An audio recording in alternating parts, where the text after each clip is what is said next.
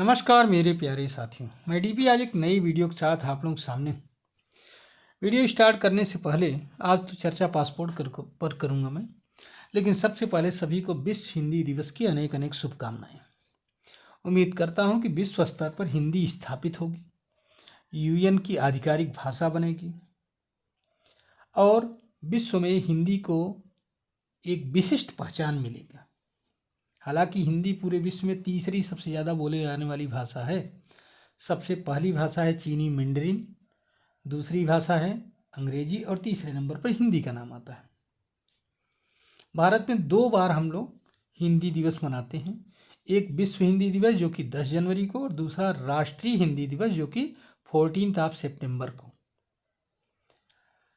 तो 10 जनवरी को विश्व हिंदी दिवस इसलिए मनाया जाता है क्योंकि स्वतंत्र भारत में पहली बार 10 जनवरी 1949 को यूएन जनरल असेंबली में हिंदी भाषा का प्रयोग किया गया था।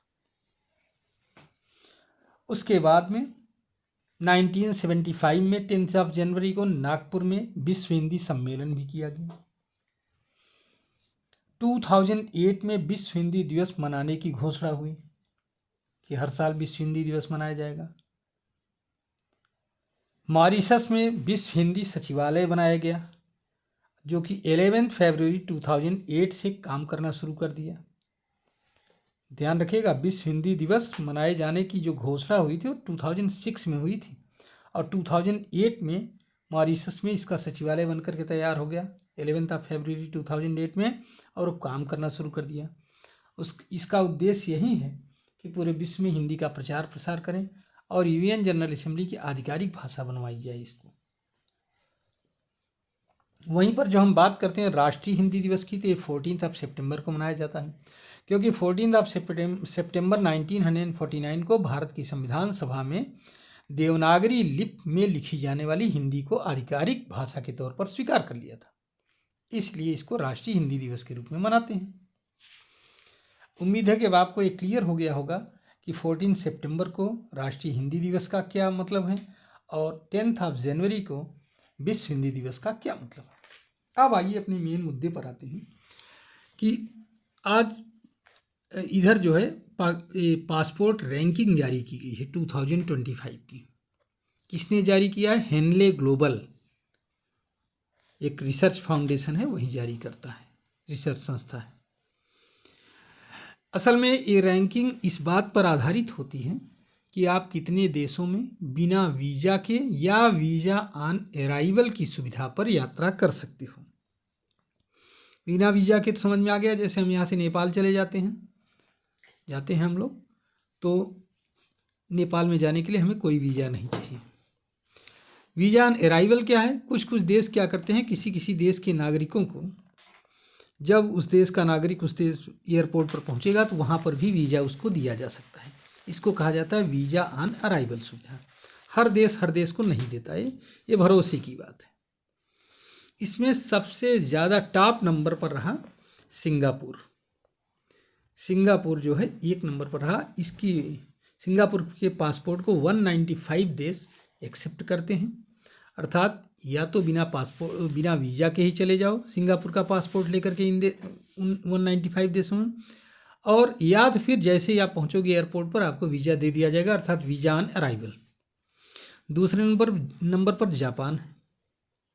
अच्छा, सिंगापुर 2021 से ऑनवर्ड टॉप नंबर पर है। 2023 में सिर्फ घटा था, बस पीछे आया था। जापान 193 देशों के साथ दूसरे नंबर पर है। फ्रांस, जर्मनी, इटली और स्पेन 192 देशों के साथ, मतलब 192 देशों में यात्रा कर सकते हैं इनके वीज़ा पासपोर्ट से, ये तीसरे नंबर पर है। इसी तरह से चले आओ तो यूएसए जो है वो 9th नंबर पर है। 185 देशों में यूएसए और यूएई इन दोनों का वीज़ा लेकर के आप यात्रा कर सकते हो और पासपोर्ट लेकर के यात्रा कर सकते हो।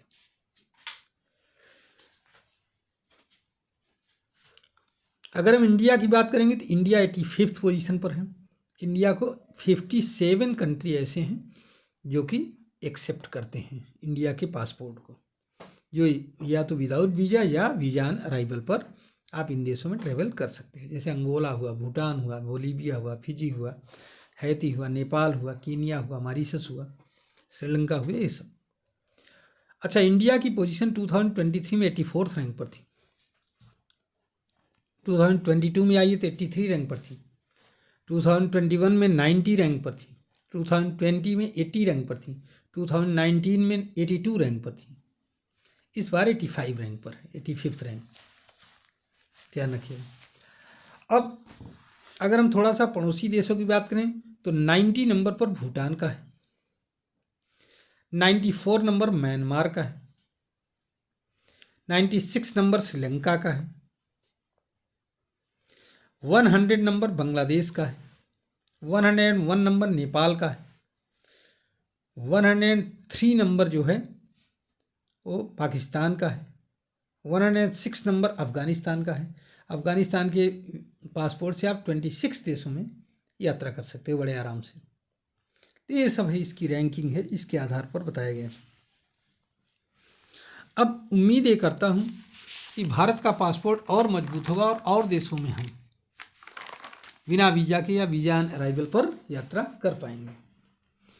चलिए, अब मैं अपनी वीडियो को तो यहीं पर समाप्त कर रहा हूँ, लेकिन आप लोग इसके विषय में अपना कमेंट जरूर करिएगा कि पासपोर्ट की क्या स्थिति होनी चाहिए भारत की, या क्या स्थिति है।